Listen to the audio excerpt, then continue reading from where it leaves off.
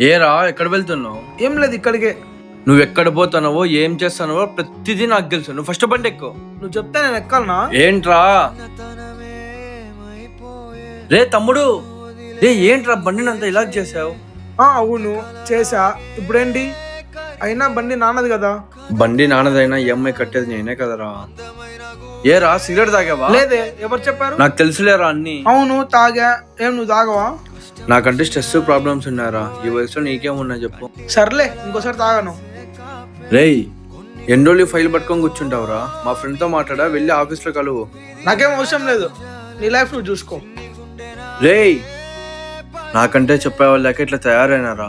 నీకెందుకు చెప్తానో ఒకసారి ఆలోచించు. నువ్వు అందరిలా కావూడదనే రా నా బాధ.